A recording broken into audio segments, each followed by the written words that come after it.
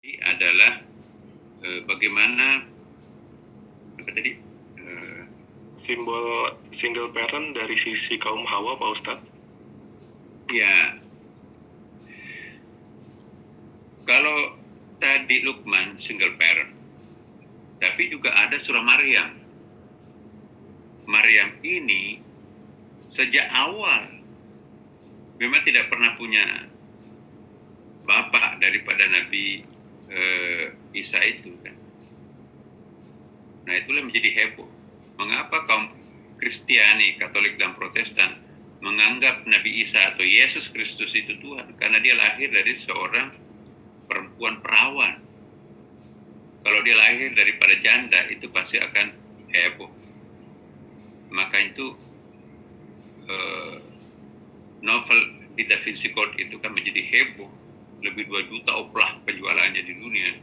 Kenapa? Karena dia mempromosikan bahwa ternyata Bunda Maria itu pernah punya suami atau pernah Yesus itu juga pernah punya affair dan sebagainya. Itu kontroversi, dikutuklah oleh agama Kristen, tapi ya biasa, orang-orang Barat itu semakin kontroversi semakin laku kan.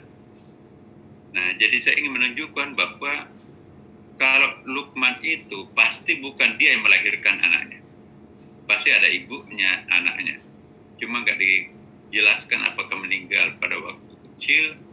Tapi kalau Al-Quran secara tekstual menyatakan bahwa Nabi Isa alaihissalam itu lahir dan dibesarkan oleh seorang ibu yang bernama Maryam.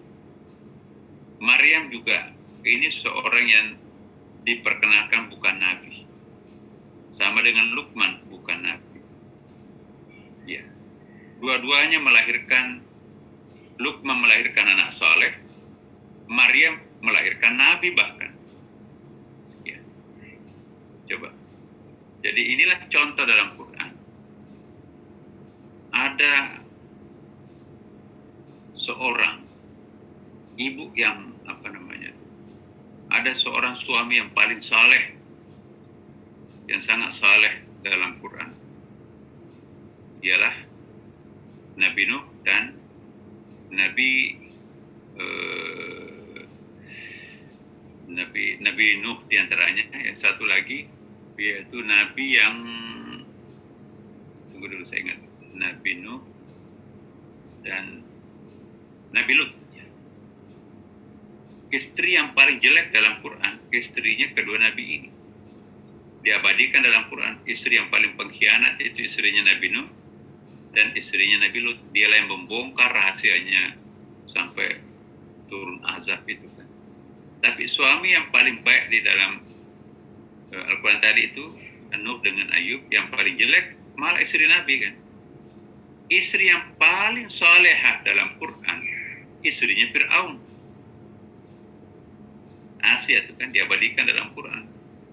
Tapi suami yang paling jelek, yang paling keji ialah Fir'aun. Bunuh semua orang hamil karena saingannya sedang di kandungan. Bunuh semua bayi karena bayi itu nanti akan menggantikan dirinya sebagai raja. Kayak berapa itu piramida tingginya tuh kalau semua anak orang hamil itu suami. Anak yang paling jahat di dalam Al-Quran ialah anaknya Nabi Nuh. Innahu laysa min ahlika. Dialah mendebat bapaknya. Tuhan marah. Itu bukan anakmu. Dia anak biologismu tapi bukan anak spiritualmu. Tinggalkan, tenggelamlah Kan'an, tapi naiklah anak spiritual. Jadi anak spiritual itu lebih penting daripada anak biologis. Kalau anak biologis itu nanti kafir. Kemudian anak yang paling saleh dalam Quran ialah anaknya Nabi Ibrahim. Rela digorok lehernya demi untuk perintah Allah. Itulah Ismail yang baru kita peringati dalam bentuk kurban. Bapak yang paling jelek dalam Quran, bapaknya Nabi Ibrahim, bukan penyembah berhala saja, tapi memproduksi berhala untuk disembah orang lain. Jadi itu. Saya kira ini pemandangan dalam Quran penuh dengan kegiatan, kekuatan simbolik. Dan mari kita tutup pembicaraan kita, acara kita, dan pengajian kita pada saat ini. Semoga insya Allah next time kita bisa ketemu lagi. dengan suasana yang berkah dan sehat walafiat Bapak Ibu sekalian. Semoga virus corona ini tidak menjangkiti, tidak mampir di dalam tubuh para jamaah kita yang ada di sini dan maupun yang tidak hadir. Ala hadhihi niyyah wa ala kulli salih. Al-Fatihah. A'udzubillahi minasyaitonir rajim. Bismillahirrahmanirrahim. Alhamdulillahirabbil alamin arrahmanir rahim maliki yaumiddin. Iyyaka na'budu wa iyyaka nasta'in. Ihdinas siratal mustaqim. Shiratal ladzina an'amta 'alaihim ghairil maghdubi 'alaihim waladdallin. Assalamualaikum warahmatullahi